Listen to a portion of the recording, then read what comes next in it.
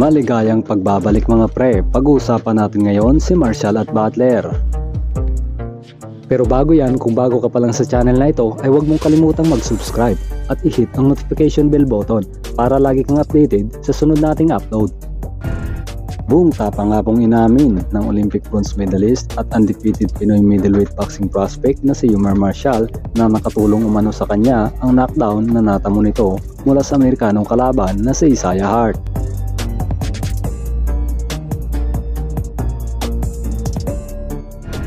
Sa isang interview ng Playwright TV, kasama sina Dayan Castillejo at Kinito Hinson ay matapang na inamin ni Marshall na malakas daw talaga na sumuntok si Hart.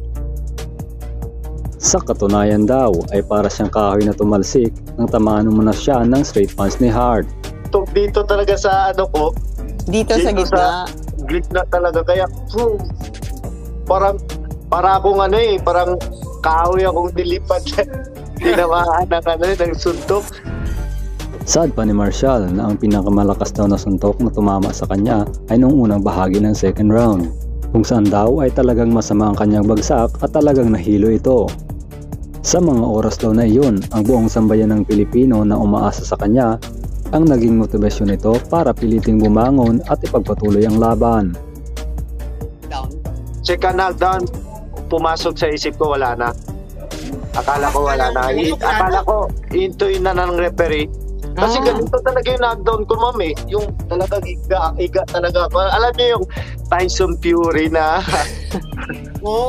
na ayan. Then unang-unang pumasok sa isip ko yung mga Pilipino na alam niyo yung sumusuporta sa akin. Ang daming naghihintay sa laban ko. And then starting pala to ng pro career ko, kumbaga yung bibiguin ko baka agad sila, parang ganon. So yun talaga pumasok sa isip ko. Kaya sa gitna nga po ng mga negatibong epekto ng mga knockdown sa kanya ay isang nakagulat nga po na revelasyon ang kanyang ibinahagi. Ayon kay Marshall na ang ikatuma na niyang knockdown ay mas nakatulong pa sa kanya.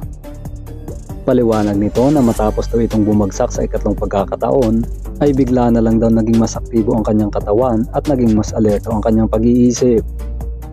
Kung saan nga raw ay nanariwa sa kanyang alaala ang mga estratehiya na natutunan nito sa kanyang training at naging mas focus daw ito sa kanyang game plan.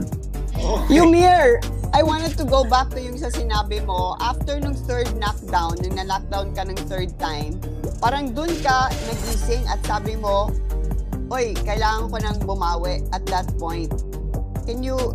Pwede mong pag-usapan yon? Yung after the third knockdown, kung paano ka nakabalik? Nung after ng third knockdown ko, ma'am, parang bigla nawala yung ano ko eh. Yung hilo ko, nawala yung panghina ng tuhod ko. Parang bigla akong nabuhayan ulit. Really? Parang nagising ako.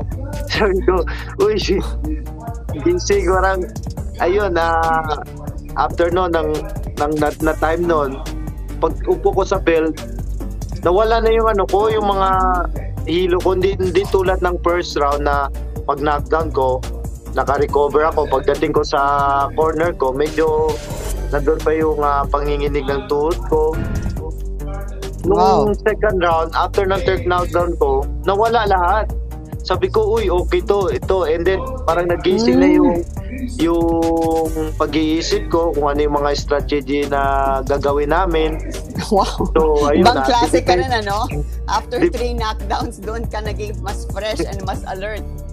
Opo, na ayun, kung makikita nyo sa mga video sa na nababantayan ko na yung straight niya, na nakapag-wave na ako, gumagalaw na yung ulo ko. So ayun, siguro baka kailangan siguro patamaan pa muna bago.